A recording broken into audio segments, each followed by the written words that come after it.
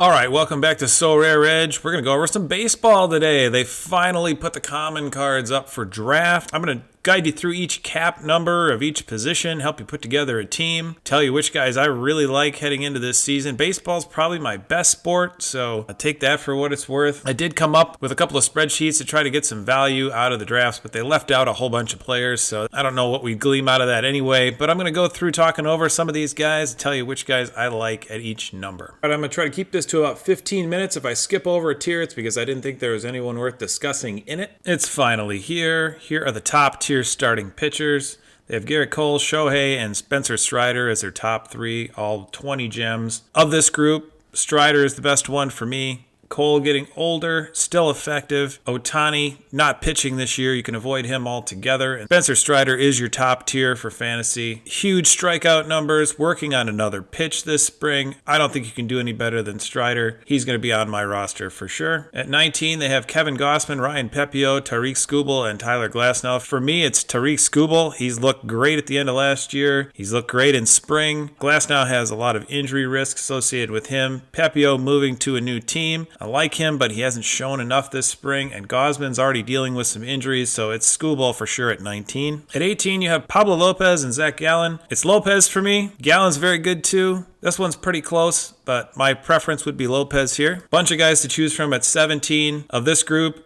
it's George Kirby or Logan Webb. I'm going to go with Kirby. Another large group here at 16. They put Corbin Burns at 16. I think he's the third best pitcher overall, so 16 is a little low for him. He would easily be my choice in this tier. Quite a few again at 15, and this is another easy decision for me. Bobby Miller is head and shoulders above everyone else in this group, in my opinion. We've got a dozen guys here at 14, and this one may come as a little bit of a surprise, but I think you're looking at one of these four. Chris Sale, Christopher Sanchez, Yuri Perez, and Yu Darvish.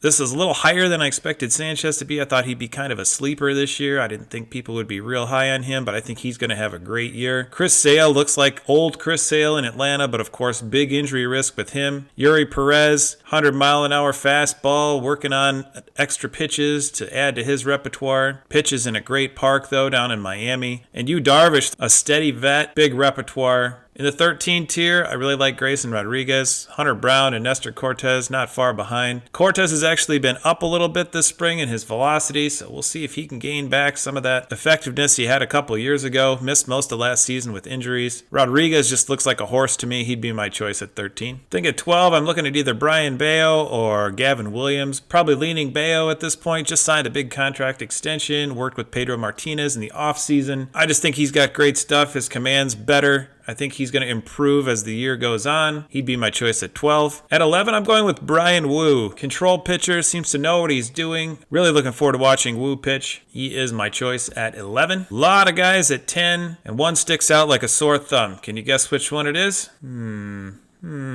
It's Cole Ragans. Cole Ragans was dominant at the end of the season last year. He's come out this spring touching 101 on the gun. I don't know how he's a 10. I think he's better than a lot of the guys they had at 18 or 19. He's an obvious choice for me. I don't think there's any way you should pass up Cole Ragans at 10. I also like Edward Cabrera. He's working on his control, but he's got a great arm. He pitches in a great park. I think Cutter Crawford's going to have a nice year, another 10. So a number of guys, if you want to go with cheaper pitchers and take a couple, this is a good tier. I think Tanner Houck's back in the rotation in Boston with the injury to Lucas Giolito. And honestly, I don't like a lot of these other guys very much, so he would be my choice at 9. At 8, Ryan Nelson is one of my picks. He's actually made some big strides in the offseason. He's added a few ticks to his fastball. Looked good in spring. He's a deep sleeper for sure, but he's one that I actually selected.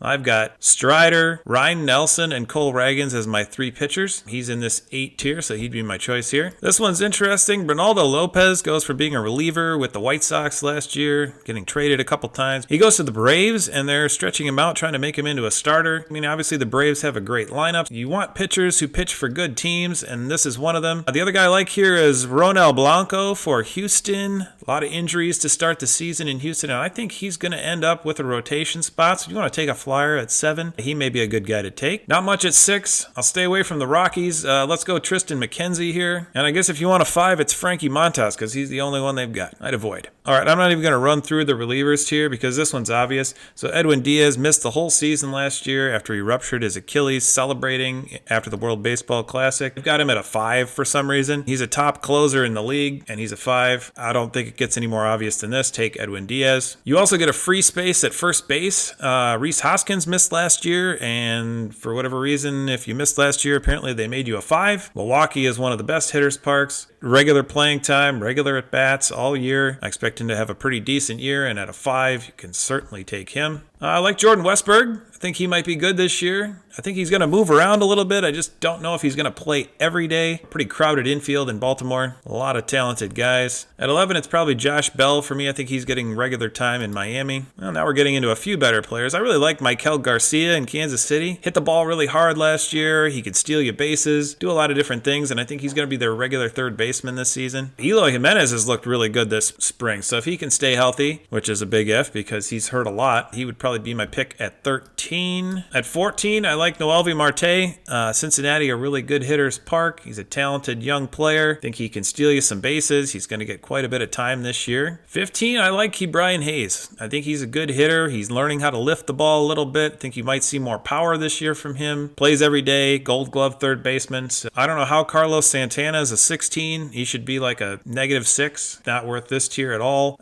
Goldschmidt, Steer, Guerrero. All good picks here. I think looking at the 17, Devers is my pick. I just think he's the best hitter of this group. 18, I'm going Austin Riley. Just the power upside. I think he could have a huge year in Atlanta and a great lineup. At 19, I'm going to go Jose Ramirez. He just does it every year. Still steals bases. Can hit for some power. He does a little bit of everything. Alonso, not a bad second choice, though. And then we get to our 20s, and you've got Shohei again, but this time the hitter. I wouldn't tell you not to take him. I think he's great. Freddie Freeman's going to be hitting in front of him in the lineup, so probably getting more pitches to hit even, which is scary for the rest of the league because this is one of the best hitters on the planet. And Matt Olson coming off a 54-homer season in Atlanta and another great lineup. No real wrong answer here. I took Freddie Freeman. All right, moving on to the middle infielders. We're going to start up at 20. Originally, I had selected Bobby Witt, but I needed to trim off a couple of points, so I put him back. Really like him, though. He'd be my choice in the top tier here. I think he's going to steal more bases than last year. I think he had 49 last year. Hits for power. He can really run. He can do everything. He's going to play every day. Mookie Betts, obviously, great hitter. Great lineup. Corey Seager, World Series MVP, but he's going to be out for a little bit with an injury. May not be ready for opening day. Then you got Altuve, the old standard, but I don't think he's worth 20 anymore. I like the other 3 better. Marcus Semien plays every game. He's pretty valuable just because of that. McLean up and coming, but not at Semien or Albies level yet. And Albies, I like him, but I'd still put him below Semien. At 18, you find Elly De La Cruz, probably the highest upside play of the crew. Big time power, big time speed. He stole a ton of bases. If he can cut down his strikeouts, I think he can still take another couple of steps in his progression and become one of the best players in the league. We'll see if that happens this year. But you have a lot of really good players at this tier. I ended up taking Trey Turner. He's just constant. He's steady. He was the best player in the league for a couple months at the end of the year last year. Terrible start, great finish. We'll see if he can get going a little faster this year. Francisco Lindor, steady. Zach Geloff, up and coming, but probably not in the realm of these other 3 guys yet. At 17, I'm going Gunnar Henderson. I just think he's too talented to keep down. All right, a full dozen guys at 16. Who do you like here? Well, I think the best hitter is Bo Bichette, so I think I'd be taking him. Playing time's there. Some of these guys don't even play every day. Adley Rutschman, probably a close second. Everybody else well down from there. At 15, I'm going to go Dansby Swanson. I don't like catchers, and there are a lot of them in this tier. Dansby Swanson had a bit of a down year with the bat last year, but I think he's certainly capable, and Wrigley can be a really good hitter's park at certain times of the year. I would take Swanson if you want a 15. This is a tough one. 4 out of the 6 are catchers, so we avoid those guys. Correa or Adames. I'm going to take Adames. I just don't trust Correa's injury history. I think Adames has a decent bat. He was a little unlucky last year. Still in a good hitter's park. I'm going to go with him at 14. At the 13 tier, I think it's close between Julian and Ezequiel Tovar. Julian needs to work on hitting left-handers. Tovar plays in Coors Field. I think that gives him a little bit of an advantage. I'm going to go Tovar at the 13. Zach Neto's been hitting this spring.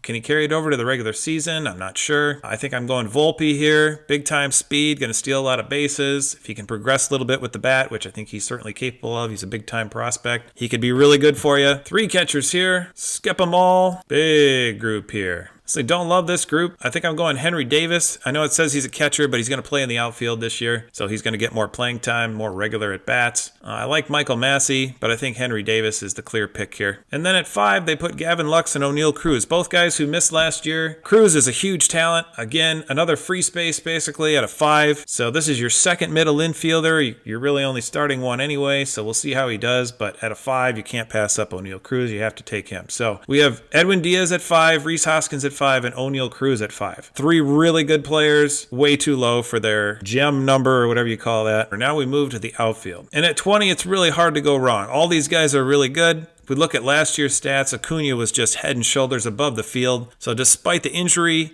concerns right now, I don't think he's in question of missing opening day. If that changes, obviously you'll have to go back in and grab somebody else, but any of these guys would be great additions. Alvarez has some knee issues that he's dealt with in the past, but just a great natural hitter, huge power. Corbin Carroll has a shoulder issue that he's dealt with in the past, but he's got good power and great speed. And then Aaron Judge missed a lot of time last year, different injuries, but I think he's still solid enough. You can get any of these guys at 20 and be happy with them. You got Juan Soto, Julio Rodriguez, and Kyle Tucker. I might actually bump Julio Rodriguez up past some of those guys in the 20s. Really like his upside. Soto, obviously one of the best hitters in the league. Kyle Tucker, another great player. Don't think you can go wrong here. I guess it would be Julio if I had to pick one of the 3. At 18, I think it's Tatis for me. Well, there's a lot to like at 17. Obviously, Mike Trout, on the downside of his career, still a great player if he can stay healthy. He could have a huge bounce back season. Chas McCormick has some of the best hard hit data in the league the last couple seasons. He may finally get regular playing time now that Dusty Baker is gone. I guess I'm going Trout out of this group. Looking at the 16s, we're going to go with Jazz Chisholm.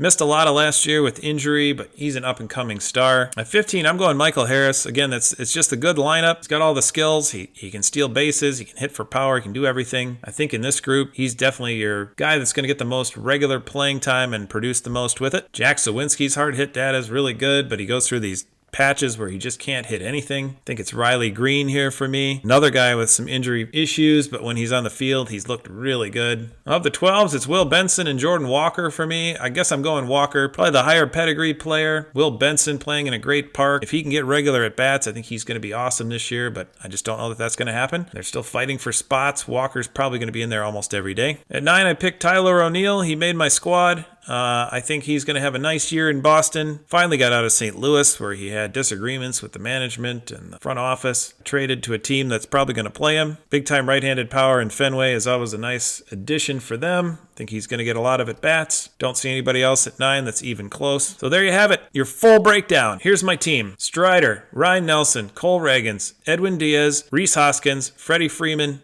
O'Neal Cruz, Trey Turner, Ronald Acuna, and Tyler O'Neill. Sounds like some W's. Good luck. And of course, if you have any questions, just ask them. If you want somebody broken down, I'd be happy to do it. Good luck this season.